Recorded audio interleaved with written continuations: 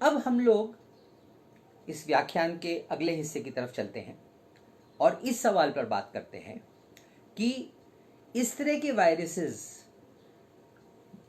जिनकी संभावना बढ़ती चली जा रही है कि नए नए वायरसेस पैदा हों और वो जानवरों से इंसानों में छलांग लगाएं, इसकी संभावना पिछले कुछ दशकों में क्यों बढ़ती चली जा रही है? इसकी जड़ें असल में हमारी वैश्विक पूंजीवादी व्यवस्था में है, जिसको हम ग्लोबल कैपिटलिस्ट सिस्टम बोलते हैं, विशेषकर उसकी कृषि व्यवस्था में, जिस पर कि, जैसे कि मैंने पहले जिक्र किया था, जिस पर कि महाकाय बहुराष्ट्रीय कृषि कंपनियों ने अपना नियंत्रण स्थापित कर लिया है या करते चले जा रहे हैं। ये बड़ी बड़ी कंपनियां, इनको सिर्फ एक ही चीज से मतलब है कि नफा कैसे कमाया जाए, अधिक से अधिक नफा कैसे कमाया जाए, अधिकतम नफा कैसे कमाया जाए। और ऐसे में इन्होंने जो उत्पादन के तरीके विकसित किए हैं, ये प्रकृति को नष्ट करते चले जा रहे हैं और उसके चलते ये संभावना बन जाती है कि ये वायरसेस प्रकृति में जो मौजूद हैं वो या तो म्यूटेट करें और इंसानों में जंप कर जाएं, या फिर वो पहले से ही खतरनाक थे लेकिन प्रकृति के इंटीरियर्स में थे, आंतरिक भागों में थे, और वो इंसानों में जंप कर जाए। इसको हम थोड़ा और गहराई से समझें। सबसे पहले इस वायरस की बात करें, जिसको वैज्ञानिक नाम दिए हैं सार्स CoV-2। सार्स SARS, इसको अंग्रेजी में बोलते हैं सीवियर एक्यूट रेस्पिरेटरी सिंड्रोम, यानी ये गंभीर सांस की बीमारी पैदा करता है। CoV मतलब कोरोना वायरस, 2 यानी ये इसका दूसरा प्रकार दुनिया में फैला है। इसके पहले भी एक आया था, उसके हम बाद में बात करेंगे। यह वायरस, जिसको कोविड भी बोला जा रहा है, यह वायरस माना जाता है, अब दुनिया में लगभग अब विशेषज्ञ इस पर सहमति में पर आए हैं कि यह फ्रूट बैट्स, ये एक प्रकार का चमगादड़ है, फ्रूट बैट से यह इंसानों में जंप किया। कैसे फैला उसका डिटेल्स तो अभी बहुत स्पष्ट नहीं है कि फ्रूट बैट से जंगली बिल्लियों में या किसी और जानवर में फैला और उससे फिर वो इंसानों में संक्रमित किया। जैसे भी हो, लेकिन ये फ्रूट बैट से इंसानों में आया, लगभग इतना अब इस पर विशेषज्ञ सहमत हैं। और यह चीन में फैला पिछले साल नवंबर में। नवंबर का अंत होते होते पहले केसेस चीन में मिलने लगे। क्यों फैला? चीन में वहां के जो मछली और मांस के बाजार हैं, जिनको वेट मार्केट्स इंग्लिश में बोलते हैं, वहां पर उनकी विशेषता ये है कि वहां पर मछली, मांस वगैरह के साथ साथ कई अनोखे प्रकार के मीट्स या जानवर भी बेचे जाते हैं। जैसे कई प्रकार की जंगली बिल्ली, जिसको एशियन पाम सिवेट बोलते हैं, कई प्रकार के जंगली चूहे जैसे हेजहॉग्स, बैम्बू रैट्स, इसके अलावा और बुलाव बोलते हैं, यहां तक कि लोमड़ी के बच्चे, ये सारे जानवर भी, जंगली जानवर भी मछली और मांस वगैरह के साथ, का मीट वगैरह के साथ ये जानवर भी बेचे जाते हैं। लेकिन ये सिर्फ चीन की विशेषता नहीं है। आजकल दुनिया भर में इस तरह के अनोखे प्रकार के मीट खाना बढ़ता चले जा रहा है, एक सनक सी बन गई है, और इसके चलते यह मीट बहुत महंगा हो गया है, और उसके चलते इन जंगली जानवरों को पकड़ने का, बाजार में लाने का, यह एक बड़ा नफा वाला बिजनेस बनता चले जा रहा है। यहां तक कि आपको आश्चर्य होगा, चमगादड़ों से लेकर मगरमच्छ से लेकर गोरिल्ला तक का मीट इन बाजारों में दुनिया भर में खाया जा रहा है और इस तरह के मांस वाले बाज़ारों में उपलब्ध हो रहा है। इसका एक और अजीबोगरीब उदाहरण आपको बताएं जो मैंने पढ़ा तो बहुत आश्चर्य हुआ। दुनिया की जो सबसे महंगी कॉफ़ीज़ में से एक मानी जाती है उसका नाम है कोपी लुवाक कॉफ़ी। यह कॉफ़ी पैदा नहीं की जाती, यह एशिया की जंगली बिल्लियों के मल से प्राप्त होती है। कैसे? ये जंगली बिल्लियां कॉफ़ी खाती हैं, कॉफ़ी के बीज खाती हैं, लेकिन पूरी तरह से पचा नहीं पाती। तो उनका जो शिट होता है, यानी उनका जो मल होता है, उसमें वो आंशिक रूप से पचाए हुए कॉफ़ी के बीज बाहर निकलते हैं, उसको इकट्ठा किया जाता है और उससे ये कॉफ़ी बनाई जाती है। बताइए। तो इसके चलते एशियाई जंगली बिल्लियों का व्यापार बहुत तेजी से बढ़ा है।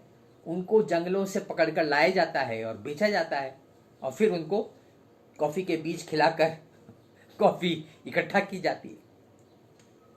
तो कहने का मतलब ये कि जंगली जानवरों का व्यापार यह एक बहुत ही प्रॉफिटेबल बिजनेस, एक बहुत ही नफे वाला बिजनेस बन गया है। और अब क्या हो रहा है? अब जैसे जैसे औद्योगिकरण बढ़ते चले जा रहा है, जैसे जैसे इंसान अलग अलग इलाकों में अपनी बस्तियां बसाते चले जा रहा है, शहर और गांव बसाते चले जा रहा है, या कारखाने नए नए इलाकों में खुल रहे हैं, माइंस खुल रही हैं, बड़े बड़े फार्म्स खुल रहे हैं, वैसे वैसे जंगल कटते चले जा रहे हैं। और उसके चलते ये जो जंगली जानवरों का व्यापार है, यह जंगल के और आंतरिक भागों में और आंतरिक भागों में घुसता चले जा रहा है, क्योंकि जंगल के बाहरी इलाके कट गए हैं, तो अब आपको जंगली जानवर जंगल के अंदर में मिलेंगे। इसके चलते अब ये संभावना बन जाती है कि जो खतरनाक वायरसेस जंगल के अंदरूनी भागों में, जंगल के इंटीरियर्स में जानवरों में पाए जाते थे और जो वहीं तक सीमित रहते थे, क्योंकि जंगली जानवर एक प्रकार का जंगली जानवर एक साथ बड़ी संख्या में नहीं रहता ना। तो यदि कोई वायरस किसी जंगली जानवर को प्रभावित करे तो वो और उसके संपर्क में कुछ और उसी तरह के जानवर संपर्क में आएंगे, वो उससे प्रभावित होंगे, मर जाएंगे और बात खत्म हो जाएगी। लेकिन अब जब यह व्यापार अंदर की तरफ बढ़ता चले जा रहा है, तो वो वायरस जो पहले जंगल के अंदरूनी भागों में था जंगली जानवरों में, अब ये संभावना बनती है कि वो वायरस जब इंसान उन जंगली जानवरों का शिकार करने के लिए जंगल के इंटीरियर्स में जाता है, तो ये संभावना बनती है कि वो वायरस वहां से उस इंसान में जंप लगा जाए। ये भी संभावना बनती है कि जैसे जैसे जंगल कटते चले जा रहे हैं, वो जंगली जानवर जो पहले जंगल के अंदरूनी भागों में थे, अब वो जंगल के किनारे में आ जा रहे हैं और जंगल के किनारे में इंसानी आबादी बसने लगी है, आबादी बढ़ने लगी है वहाँ पर। तो ऐसे में भी संभावना बन जाती है कि वो जंगल में जो वायरस कल तक छिपे हुए थे, वो जंप लगाकर इंसानों में आ जाए। तो किसी तरह से ये जो फ्रूट बैट्स, जंगल में पाए जाने वाला एक प्रकार का चमगादड़, उसमें जो वायरस था, अब ये किसी प्रकार से वो वायरस उनमें से या तो हो सकता है कि वो जंगली बिल्लियों में आया हो, वहां से फिर इंसानों में आया हो, या जैसे भी आया हो, वो वायरस इंसानों में जंप लगाया और वो इंसान जब वुहान आया, जहां पर कि चीन का वो शहर जहां पर ये बीमारी पहले फैली, तो वहां पर उसने और लोगों को प्रभावित किया। और चूंकि आजकल दुनिया बहुत करीब आ गई है, व्यापार बहुत तेज हो गया है, सारे इलाके आपस में काफ़ी वेल कनेक्टेड हैं, इंटरकनेक्टेड हैं, तो वो वायरस वहाँ से बहुत तेजी से चीन के और प्रांतों में फैला, और उन्हीं में से कोई यात्री विदेश जा रहा होगा तो फिर वो वायरस जंप लगाकर दुनिया के और जगहों में हवाई जहाज के द्वारा पहुंच गया और महीने भर के अंदर दुनिया भर में फैल गया। इसी प्रकार का वायरस जिसका नाम है COV1, ध्यान रहे मैंने बोला था कि ये वायरस का नाम है COV2, तो इसी प्रकार का वायरस COV1 कोरोना वायरस 1, वो इसके पहले 2003 में चीन में ही पहली बार प्रकट हुआ था।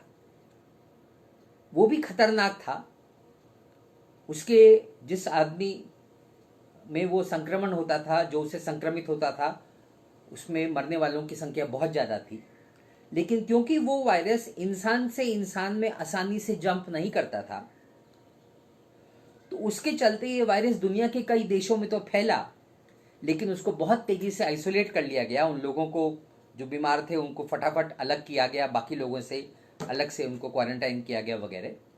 तो उसके चलते इस वायरस से दुनिया में लगभग 8,000 लोग मरे, लेकिन ये वायरस उतने भयंकर रूप से नहीं फैला जैसे कि ये कोरोना वायरस 2 फैला है। उसी तरह से कोरोना वायरस का एक और प्रकार मध्य पूर्व एशिया में उसका उदय हुआ था, उसको कहते हैं मर्स COV, यानी मिडिल ईस्ट रेस्पिरेटरी सिंड्रोम, मध्य पूर्व में फैलने वाला सांस की बीमारी। वो वायरस का भी प्रकार इसी कोरोना वायरस से मिलता जुलता था। वो ऊंटों से इंसान में आया और सबसे पहले सऊदी अरेबिया में प्रकट हुआ, उसके बाद वो भी कई देशों में फैला। लेकिन वो बीमारी भी, हालांकि उसमें भी मृत्यु दर, जब आदमी उससे संक्रमित होता था, जब आदमी को वो वायरस उसके शरीर में जाता था, तो मरने वालों की संख्या बहुत ज़्यादा होती थी, यानी मरने का रेट इस कोरोना वायरस से बहुत ज़्यादा था। लेकिन वो वायरस भी क्योंकि इंसान से इंसान में तेज़ी से संक्रमण नहीं होता था, हवा के जरिए नहीं फैलता था, तो इसके चलते उस वायरस से, ये वायरस सबसे पहले 2012 में दुनिया में आया और तब से लेकर आज तक इस वायरस से लगभग 1,001 लोग मरे। इबोला भी शायद इसी तरह से आया। इबोला वायरस अफ्रीका में जानवरों से इंसानों में आया, क्योंकि अफ्रीका में जैसे जैसे जंगल कटते चले जा रहे हैं और वहाँ पे जिस तरह का माहौल है, गरीबी बदहाली बहुत बड़ी है, तो वहाँ पर लोगों ने जंगली जानवरों को खाना शुरू किया है और यह एक काफ़ी बड़ा व्यापार हो गया है। और यहाँ तक कि वहाँ पर लोग चिंपैंजीज और गोरिल्लास को भी खा रहे हैं।